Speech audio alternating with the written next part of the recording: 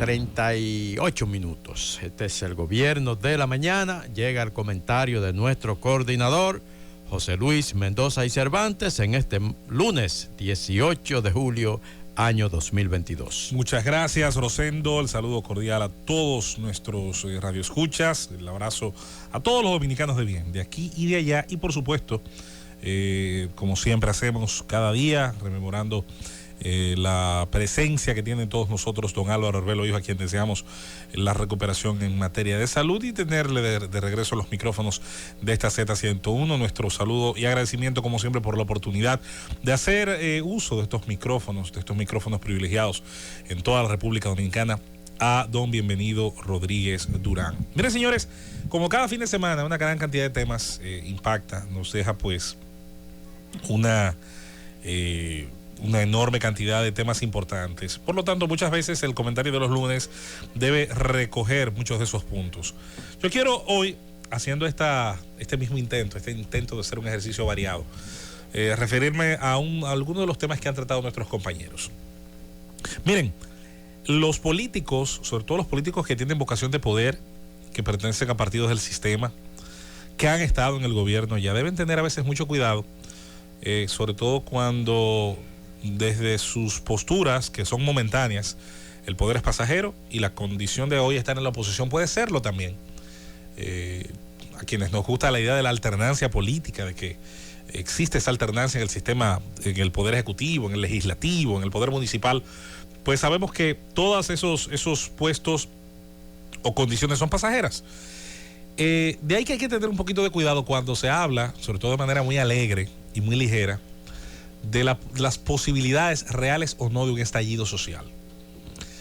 Y yo sé que mucha gente lo interpreta como quiera, al menos mi interpretación es la siguiente con respecto a las palabras de un político que pasó por el Estado, que estuvo en diferentes ministerios, que estuvo en diferentes lugares del gobierno y que decía este fin de semana que si aquí no ha ocurrido, pues, si aquí no ha pasado una desgracia, un estallido social, si aquí no ha habido una revuelta popular, fue el término que él utilizó, es por la esperanza de que el líder de él, el que a él le conviene que gobierne, pues va a volver al poder. Mira, eso puede ser perfectamente plausible porque esa es la democracia. Y pudiera ser que el próximo torneo electoral sea ganancioso para el partido al que él pertenece, para la causa para la que él trabaja. Eso es perfectamente posible. No sé si probable, pero es posible, porque son cosas distintas, lo posible y lo probable. Ahora bien, yo sí quisiera hacer una observación a él y a cualquiera y dejarla flotando en el pensamiento de los dominicanos. El último estallido social como tal en la República Dominicana ocurrió en abril del 84. En esa oportunidad, todos recordarán, los que lo vivieron, los que no lo han vivido y estudiado, sabrán que en el retorno de una Semana Santa y con las medidas de ajuste que habían sido negociadas con el Fondo Monetario Internacional, decide el gobierno entonces de Salvador Jorge Blanco hacer las medidas de shock que en otros lugares de América Latina se hicieron antes, durante o después, y que dejaron en los años 80 una estela precisamente de situaciones similares. ¿Por qué? Porque estados que tenían una enorme participación en el mercado, que subsidiaban precios de productos de primera necesidad, cuando se tomaba la medida de choque de retirar completamente topes de precios, precios cartelizados o regularizados o altos subsidios a precios de productos de primera necesidad, cuando se tomaba la decisión de retirar, no gradualmente, sino como decía la oferta, de choque, entonces se generaban situaciones que en el términos sociales y políticos desestructuraban a la sociedad, lanzaban a la gente a la calle y terminaban provocando un daño importante en materia institucional, porque generaban un daño de vidas perdidas, de enormes cantidades de propiedades públicas y privadas dañadas, pero sobre todo se perdía el respeto por el poder. América Latina vivió en esos años, y lo vivió también en otras partes del mundo, los saqueos en el Caracazo, los problemas en Ecuador, los problemas en diferentes lugares, y a él le tocó a la República Dominicana vivir su cucharada de esa oferta. Ahora, después del 84, no es que nuestro país no haya pasado situaciones difíciles, las hemos pasado muy difíciles, tan difíciles y tal vez más difíciles que las medidas de choque que se aprobaron a inicios de ese año. Ahora, ¿qué ha pasado después de ahí? Yo tengo mi tesis de qué ha pasado. La teoría mía es bastante clara. El desarrollo material que ha obtenido el dominicano, sobre todo después de las reformas del principio de los años 90 y con las buenas decisiones que en parte han tomado los gobiernos, y a pesar de las malas, haber podido generar un aparato productivo que transformó la vida de millones de dominicanos desde esa época hacia acá, hace que los dominicanos estén no solamente preocupados en que haya buenos gobiernos, no solo preocupados en que haya buenas decisiones, pero también están preocupados por defender lo que le ha costado esfuerzo en trabajar. Cuando la República Dominicana se ha salvado de un saqueo masivo de una plaza comercial o de un saqueo masivo de negocios, está al mismo tiempo defendiendo la propiedad de muchísimos dominicanos, no solo de los grandes grupos dominantes, oligárquicos, esos que están en la mente de tanta gente, y que hay gente que amanece aquí todos los días queriendo que haya una revuelta y los quemen, porque aquí todavía quedan los jacobinos de la Revolución Francesa de 1789, olvidando que con el grupo de los primeros que van a la guillotina, luego llegan los otros que no son ni tan ricos ni poderosos. Por eso Charlotte de Ducoudray se llevó al que quería llevar a 350.000 ciudadanos franceses más a la guillotina. Así que hay que tener un poquito de cuidado con esos discursos, porque no es verdad que la revuelta popular en el país no ha pasado de que por la esperanza de que tal líder vuelva o no. No, los dominicanos han construido una economía, la novena más próspera de América Latina, que tiene en infraestructuras un país que cuando usted lo compara con otros de su tamaño y población es altamente envidiable en comparación a países de Centroamérica e incluso de Sudamérica, porque así lo demuestra nuestro desarrollo de telecomunicaciones, con todo y tener un sistema tributario que eleva muchísimo los costos de ciertas libertades, incluyendo esa, pero a pesar de todo, es el trabajo de los dominicanos el que ha construido una nación que, a pesar de los pesares, nos muestra grandes escenarios de prosperidad, grandes escenarios de diversidad de negocios, grandes escenarios de creación de riqueza. Así que no, señor, no, amigo, no es que los dominicanos, porque estén esperando a ningún Mesías, no hayan decidido darle candela a la sociedad. Eso no es verdad. Los dominicanos hace mucho, incluso la forma de protestar ha cambiado. Aquí no hemos tenido paros nacionales violentos. Recuerdo el último paro de 48 horas, que realmente paralizó el país de verdad. Ocurrió en el gobierno de Hipólito Mejía, y fue un paro de 48 horas que ocurrió en el mes de enero, ya en año electoral, y donde hay una coincidencia de ese paro justo antes de que empezara un evento deportivo. Lo recuerdo muy bien como hoy. Y ya en ese entonces analizaban, recuerdo, las personas que yo consumía, leía, veía en los programas televisivos, incluso algunos de ellos que tenían un tono de oposición y crítica al gobierno, decían: no estamos en los años 80.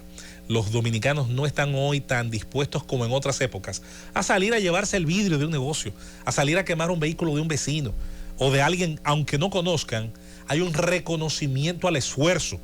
Por eso siempre hemos dicho aquí, cuando han ocurrido conatos de protesta violenta que ocurren todavía, y que hay lugares en el país que son harto conocidos por tener más vocación que otros en que este tipo de cosas ocurran, en que aún habiendo a veces motivos muy concretos y correctos para la protesta, sin embargo, se va dando poco a poco, gradualmente, una transformación en la mente del dominicano de que hay que respetar la propiedad, la pública, porque es de todos, porque nos cuesta esfuerzo a través de nuestros impuestos, porque dañar una lumbrera, un farol, un banco, una parada de la onza, o entrarle a pedrada a una estación del metro, es algo que nos indigna a la mayoría. Y luego, porque la propiedad privada, que es de otros dominicanos, sean estos personas físicas o jurídicas de a pie o de cualquier nivel socioeconómico, termina afectando el empleo, la inversión, termina afectando nuestra imagen. Y pienso que en ese sentido ha habido un gran avance. Así que no, amigo, no. No es solo la esperanza del retorno de tu líder, que es el líder de muchos, ni de tu Mesías, que tal vez es el Mesías de muchos, de otros no. Es un tema que va más allá, es una madurez que es hoy muchísimo más numerosa de lo que mucha gente piensa, y que no es tan numerosa, increíblemente, como debería serlo, a veces en los líderes políticos. Otro elemento que es importante y que nos deja este fin de semana, y que no quisiera alargar demasiado, en una paradoja de estas que solo pasa en países como los nuestros, y esto nos lo decía una vez alguien, un importante funcionario del país, se van a sacar los títulos, aunque usted no lo crea, señores, de la propiedad donde está el Palacio Nacional. Un país donde todavía no se han honrado las deudas públicas con las personas que eran propietarias de los terrenos donde están sus principales aeropuertos. Los principales aeropuertos del país se construyeron en terrenos privados, su mayoría, que fueron declarados de utilidad pública, o que fueron expropiados o permutados, y donde la contraparte de esa permuta o de esa expropiación nunca fue honrada por el Estado dominicano. Pero ese es el ejemplo, usted dirá, excepcional de los aeropuertos, no, o de las carreteras. No, lamento decirle que no es excepcional. Lamento decirle que es una práctica común en un Estado que ha acumulado niveles de deuda pública con ciudadanos increíblemente extraordinarios, tanto por los tiempos, porque allí reposan deudas públicas de 40, 50, 60 y 70 años. Ha pasado de generación en generación el reclamo. ¿Y saben qué es lo penoso de esto? Que cuando el Estado se comporta como un pillo, como un cuatrero, como decían de la familia del dictador, un gran amigo del ganado ajeno. Bueno, cuando el Estado se comporta de esa manera, abre la brecha, como tiende a ocurrir cuando hay compresión de derechos, a que importantes mafias enquistadas en el poder político, y ha pasado recientemente, se conviertan en los grandes negociadores, en los grandes mediadores de ven, yo te busco eso, pero al módico 50, al módico 40, al módico... Hay quienes han firmado hasta por más. Hay quienes han entregado todo lo que tienen o esperaban generación tras generación del cobro de un solar por donde se decidió colocar una carretera, donde se decidió construir un acueducto, o donde se decidió que era idóneo hacer cualquier infraestructura pública. ¿Y es acaso un pecado intentar cobrar lo que era de papá o de abuelo o mío? Claro que no, por supuesto que no. Allí está también el esfuerzo al momento de adquirir la propiedad que otro realizó.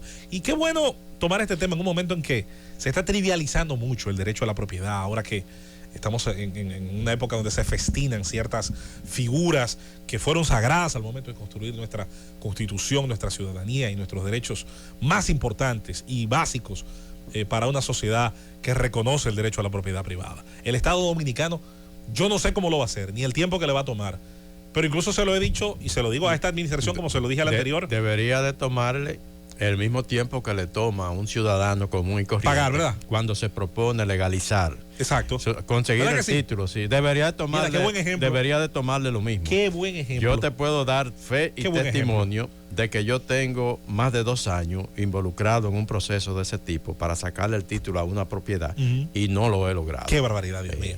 Entonces yo espero que al gobierno le pase lo mismo. Yo quisiera... Para que entonces diga, caramba, qué barbaridad. A esto hay que buscar una solución. Hay que tratar de reducir todos los tiempos que hay en la titulación, en la parte burocrática que tiene que ver con la propiedad, pero en el pago de la propiedad que el Estado, en vocación de su enorme poder, su poder omnímodo, vertical, extraordinario sobre los individuos, cuando le reclaman la propiedad. El proceso legal que hay que pasar, atravesar para ese tema...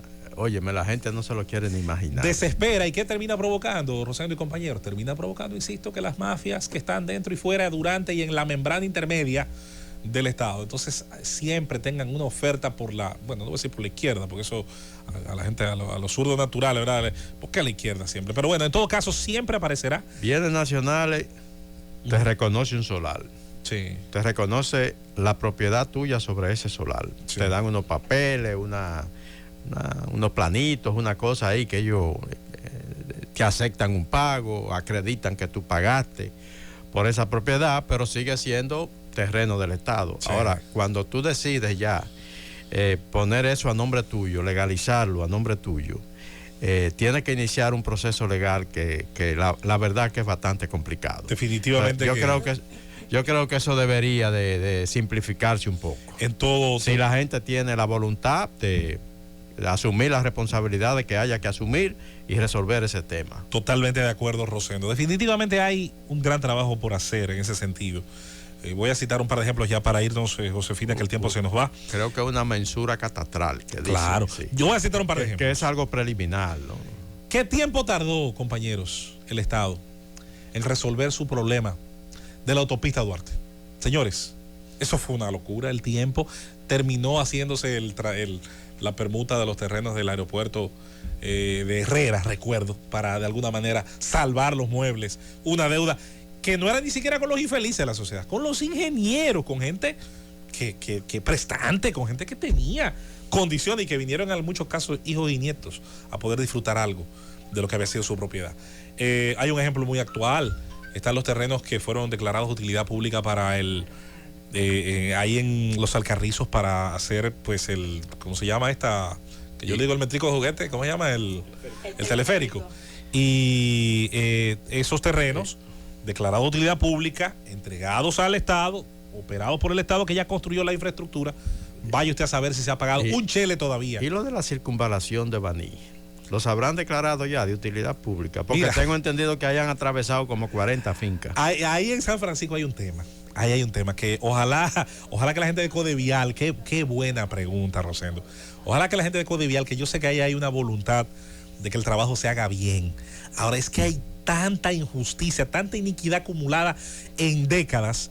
A veces parece un nudo gordiano, que no importa por dónde usted jale, se enreda más. Pero por algún lado hay que empezar. Por algún lado hay que empezar.